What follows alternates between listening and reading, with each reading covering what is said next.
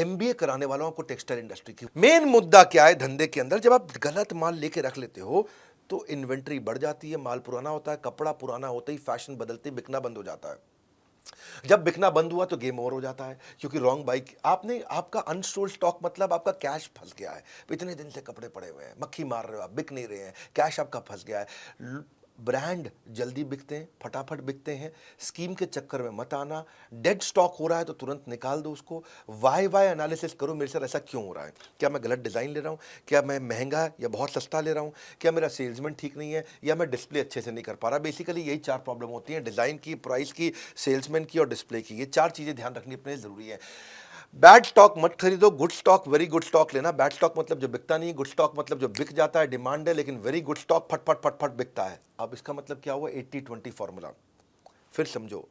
Retail के धंधे में आपकी सेल्स अच्छी नहीं करनी है, परचेज अच्छी करनी है, माल वही रखो।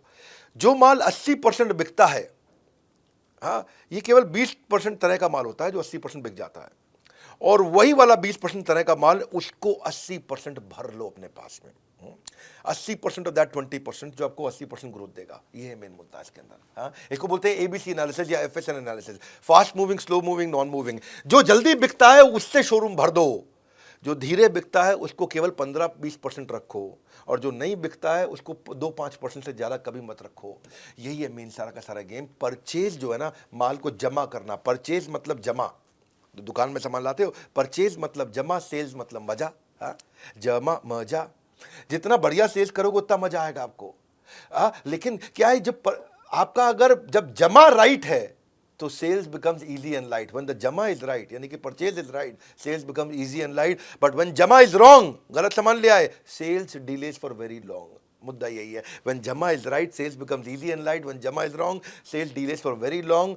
अगर आपने ईबीओ खोला है वहां तो आसान है, एक्सक्लूसिव ब्रांड आउटलेट बोलते हैं, मतलब एक कंपनी का शोरूम खोल लिया है, वहाँ तो आसान है, वहाँ तो कोई कंफ्यूजन ही नहीं है। जो बड़ा ब्रांड है वो खुद ही मर्चेंडाइज ढूंढने में आपको मदद करता है, वही आपको कौन सा माल लेना है, कितना माल लेना है, इस मार्केट में क्या चलेगा, मार्केट इंटेलिजेंस देता है, प्रोडक्ट मार्केट फिट आपको बना के दे देगा। हाँ, तो वहाँ पे आपके लिए, क्योंकि अगर अच्छी सेल हो रही है तो आपके ब्रांड पे भी इंपैक्ट करेगा, तो वो खुद ही कंपनी करके दे देती है। लेकिन अगर आपका ईबीओ नहीं है, मल्टी ब्रांड आउटलेट है, तो आपको परचेज समझदारी से करनी है। दूसरा, स्टॉक आउट इज पॉइजन। देखो, जो माल ज़्यादा बिकता है ना, वो अगर स्टॉक आउट मतलब क्या होता है कि भाई सामान खत्म हो गया है, बिकने वाला माल वो खत्म हो गया है। देखो, अगर कुछ स्टॉक फालतू रखा है ना, उसका जो नुकसान है आप कैलकुलेट कर सकते हो कि भाई मेरा 50,000 रुपये का माल फालतू पड़ा है, और वो बिक नहीं रहा, मतलब 50,000 रुपये फंसा हुआ है।